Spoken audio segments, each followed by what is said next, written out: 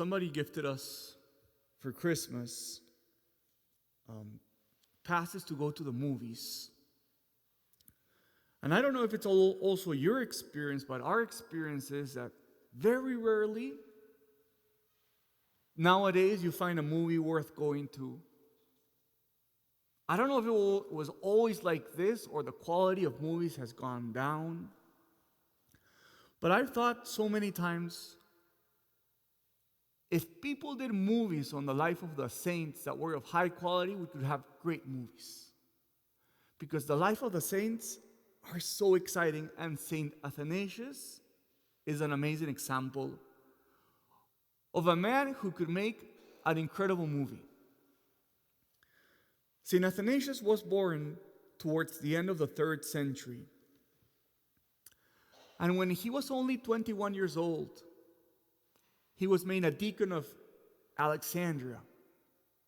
And when he was that age, he went to the Nicene Ecumenical Council with his bishop, who was called Alexander of Alexandria. And at a very young age, in this ecumenical council, St. Athanasius stood out because of his capacity of defending the divinity of Christ. A little later, he was made Bishop of Alexandria, precisely because of his intellectual capacity. And you know for how long he was the Bishop of Alexandria? 45 years. And you know how many times he was exiled from Alexandria?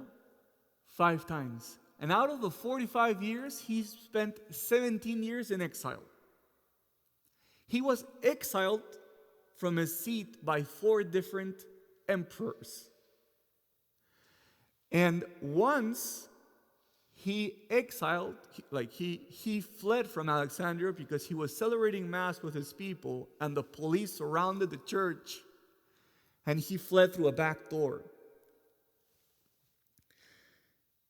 The Orthodox Church gives him the title of Athanasius the Great. And the Catholic Church gives him the title of Hammer of Heretics. When I think about the life of St. Athanasius, to me it's a great reminder of how each one of us has to suffer difficulties, persecutions, misunderstandings in our life to grow in holiness. Sometimes we would want a path to holiness that would be free of trouble and free of suffering.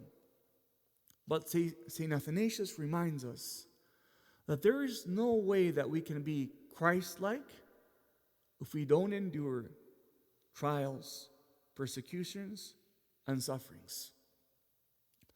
Let us call today on the intercession of this great saint, that he may give us the strength to endure the sufferings and the persecutions that he endured for the good of the church.